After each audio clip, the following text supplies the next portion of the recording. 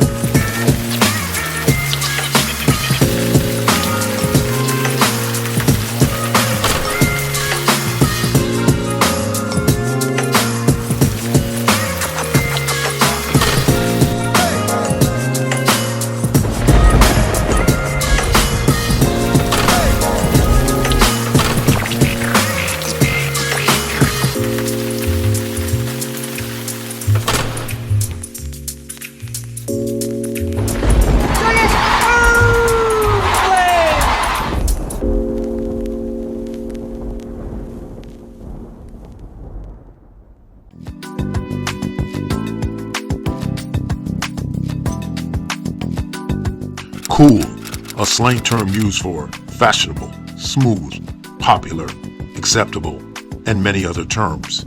In the African American community, only a few reached the level of cool, and some of those were Cab Calloway, Dizzy Gillespie, Miles Davis, Billy D. Williams, and Walt Clyde Frazier.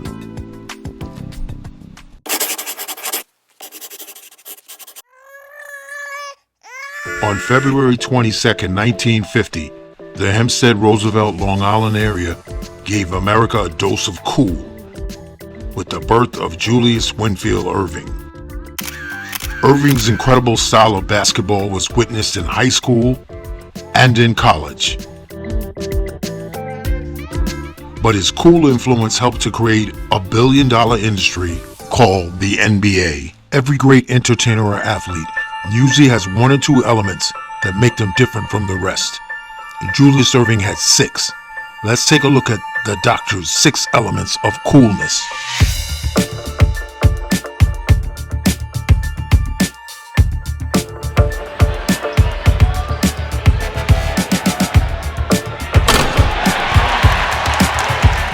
His ABA Dr. J was the rebel Dr. J. This was the guy with the huge afro and the goatee who looked like a Black Panther. The afro was originally worn as a symbol of pride and power. It was a way of saying, I will not straighten my hair to please others. So when we saw Doc flying through the air with the fro, man.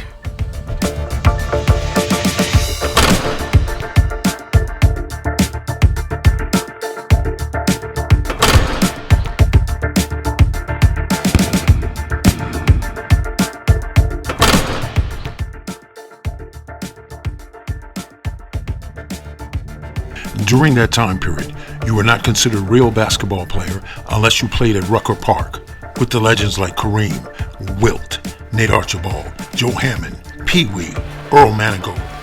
Every time Dr. J knocked the ball, 4-5 kids fell out the trees like to kill themselves. I was there.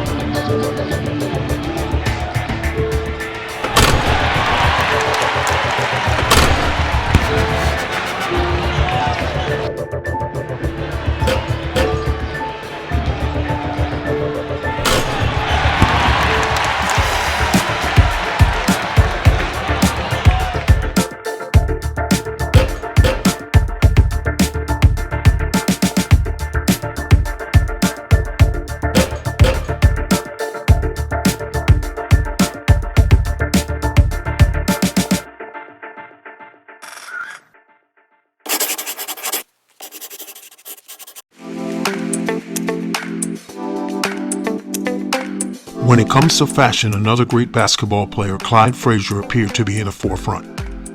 But Walt's style of dress only appealed to an older crowd. Within the black community, times were changing. From mini skirts to afros, to colorful prints, to form-fitting double-knit pants. Dr. J kept up with the latest fashion trends, and many teenagers followed his lead.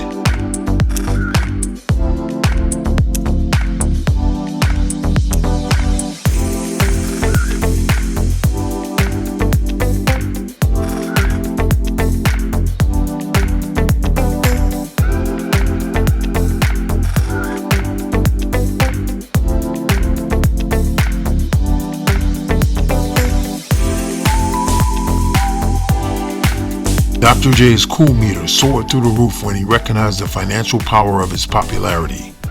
He was one of the first athletes to get his own shoe. He helped to market the ABA-NBA merger, which helped the NBA grow exponentially. He even recognized the financial rewards in promoting his nickname Dr. J. He starred in a movie, The Fish That Saved Pittsburgh. From t-shirts to trading cards to his signature afro, Julius Erving was now turning into the coolest athlete on the planet, which didn't sit well with many old-school NBA players. As he entered the NBA, the smile was now gone, because it was time for the doctor to make a house call, because cool doesn't pay the bills.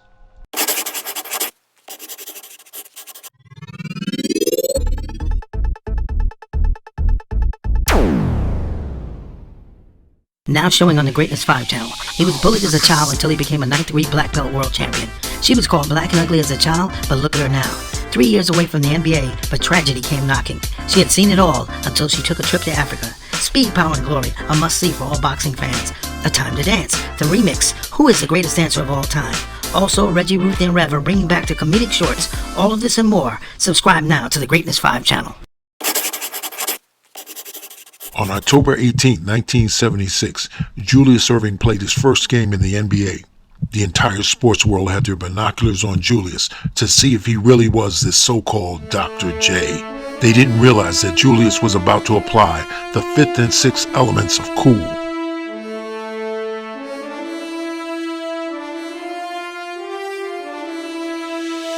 You know, it's safe to say that Doc dunked on every big man in the game.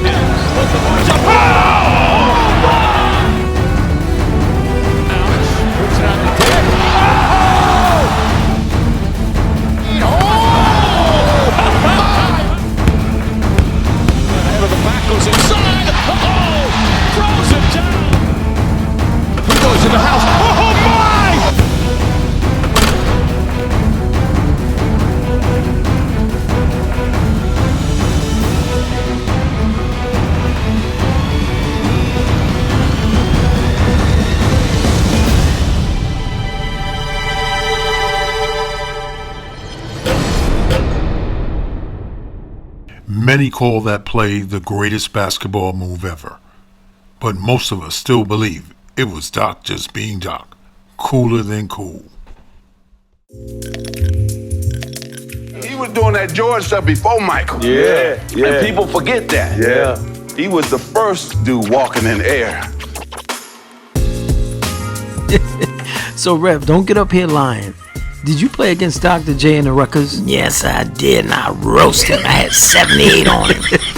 Why you get up here lying? You ain't had no 78 points on Dr. J. I had 78 points on him in the first quarter, and my asthma started acting up. Now you go check the record books.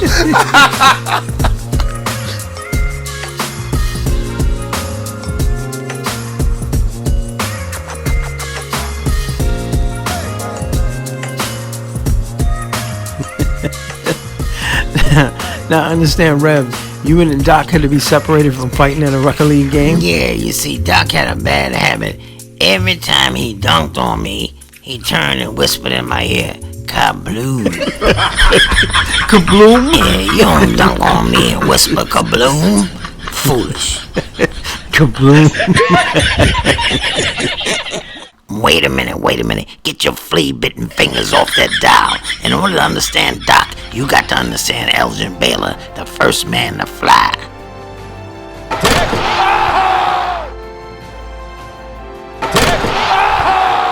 And you better not forget Connie Hawkins. He was slippery with the trickery.